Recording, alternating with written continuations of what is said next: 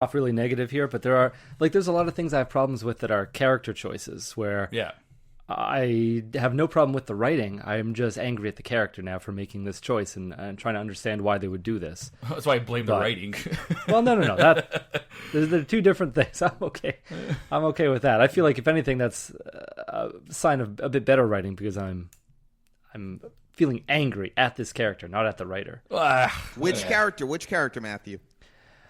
Or which characters? Overall, I'd probably say Rick. Mr. The greatest dialogue that repeats every single season at the season finale. I'm going to get you. I'm going to kill you. Let's get Liam Neeson in there while we're at it too, folks. Yeah. Listen to my instructions very carefully. Like, did he know something we didn't, or is he just? Because it sounds when I think like maybe he was buying time for something, but apparently. No, it was all over for him, and he didn't care as much as he did a season ago. You're just waiting for something to happen, but we'll get there. Yeah, we will. I'm sorry. I have so skipping back that we're back in the cell. Negan speaks with Sasha about his plans to bring order back to Alexandria, how she's a key part of that plan. Some people are going to have to die, but not her. All he needs from her is to stand there, say nothing. Once they get to Alexandria, he wants to kill 3 people. She talks him down to 1. We later on see Eugene lead Sasha outside, tell her he's doing what he has to do to survive, and also reminds us of the poison that she has. Did you find it stupid how it was just like, okay, no one has to die. This is my argument. No one, fine. 1 person. Fine. 1. It was like the Garbage Pail Kids negotiation all over again. And you're like, well, this is weird. Yeah. You're wasting 20 seconds saying 3 people have to die. No one has to die. Fine. 1 person has to die. It was right after he gets real stern with her and tells her, "You do not let me do anything.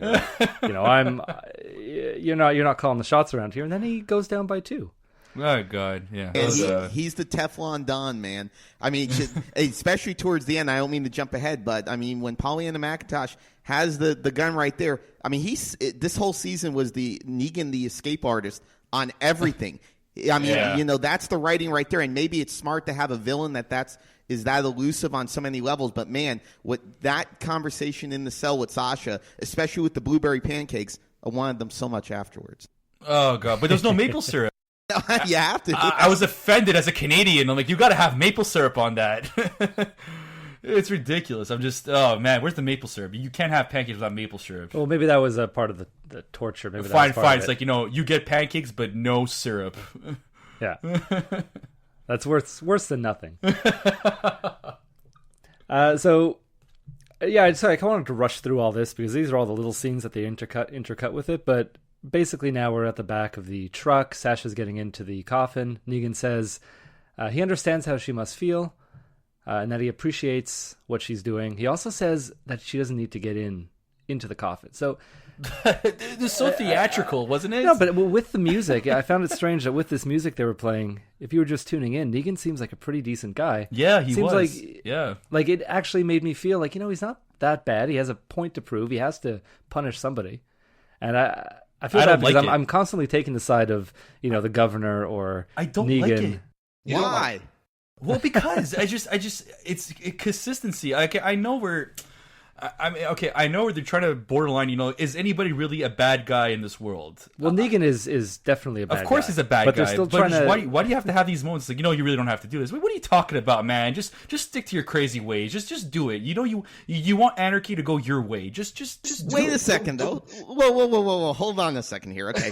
All right. Working in a public school system, he sounds like a guidance counselor. He sounds like he's freaking trying to work both sides and mediate a deal. And that's one of the things, guys, I love about Negan with the season, because he's so much different than the governor. He's so much different than, you see, the maniacs at Terminus, so much different than really any of the heavies that have been a part of it, because he sits back and he has that swagger. I mean, again, Teflon. I mean, how many people, you guys brought it up last week or the week before, how he kills 30, or he gets 30 of his people killed, and he only kills 2, and yet everyone still loves him and follows him. So that kind of personality, that honesty, that aspect of being so deliberate and so sarcastic. I mean, I think it's part of the charm of him going back and forth bartering because he knows how to work and deal with people. I think if it's like the governor again, it just doesn't work. I think Negan without the F-bombs, this is the best you're going to do. I mean, like, okay, well, let's take a step back for just 1 second then. So if we say, okay, so Negan is your leader, okay? He's your savior, he is everything, and then you are Negan, you identify with Negan.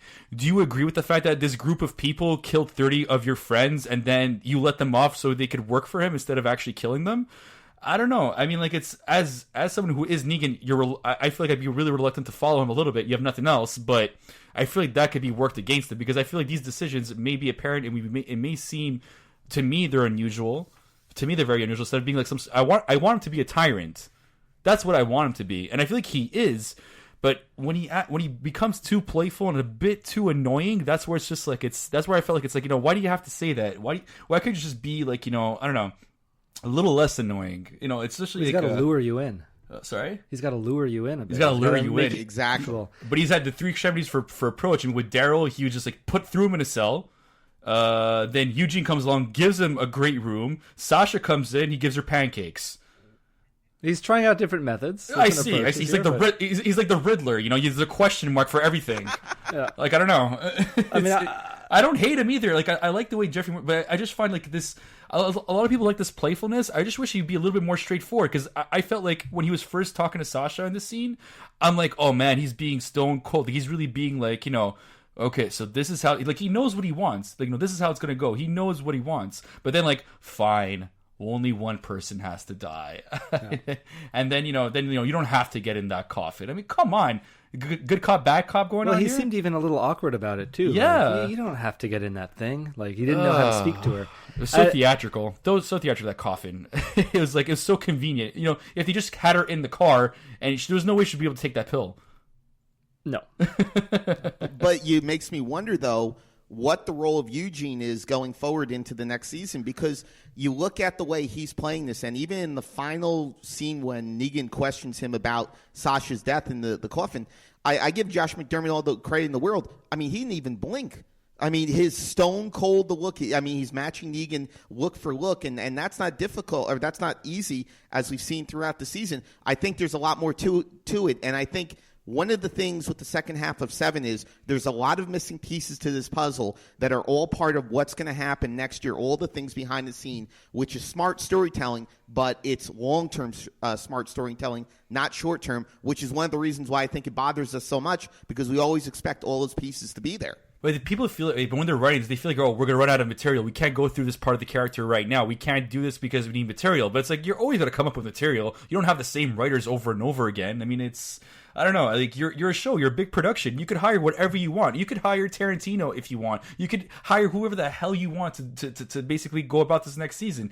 You have the resources. Why be lazy? You're lazy because of the fact that ego plays into it. I mean, look at the aspect. How many times has Nicotero directed as well as he's been behind the scenes? I mean, he handles a lot of the big episodes. Right there, that's ego to a certain extent. And, if you guys have listened to the panels of The Walking Dead, if you guys have seen, they're a very tight-knit family. They love working for the people they do. Why bring in outsiders? I mean, we see that theme throughout The Walking Dead all the time. So why not behind the scenes too? So we catch up with Dwight. He's on his knees in front of Rick. Dwight just says he wants it all to end. Tara brings up the fact that he killed Denise. He said he wasn't aiming for her.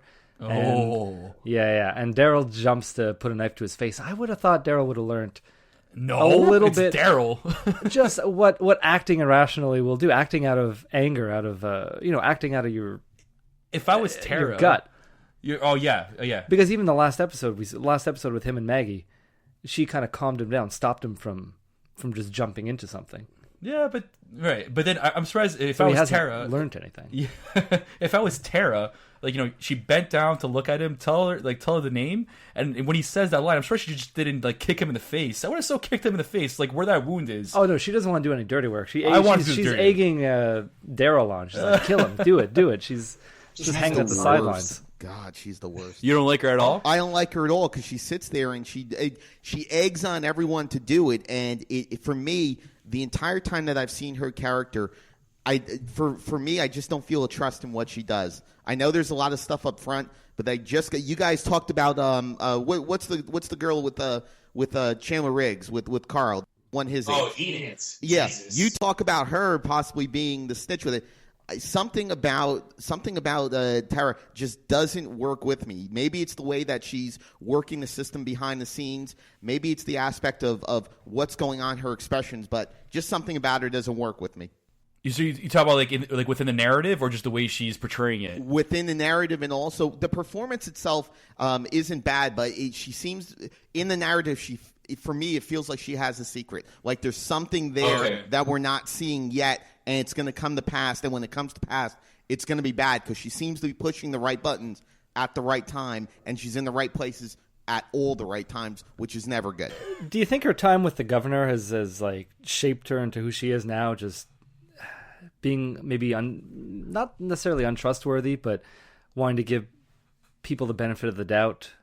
I guess that kind of works against the governor, but I feel like what the governor did really messed her up. I'm surprised she's come as far as she did, even after the whole governor thing. I thought she would have died then and there with Glenn as they were going their hiatus, but I would have thought that would have been the end of her, but they kept her on. But the thing is that you keep someone on this long, she's considered one of the top billed cast. Why isn't there more elaboration on her besides that lone episode she had with Oceanside? You want more elaboration? If it could be better for her, then yes. You know what I mean? Yeah. Even for Enid, everybody was expecting more with Enid. And what have we seen? She kissed Carl and they rode rollerblades together. That's all she's done. Oh, and she probably had that secret pep rally that gathered everybody from Hilltop to join the army. The militia. Whatever.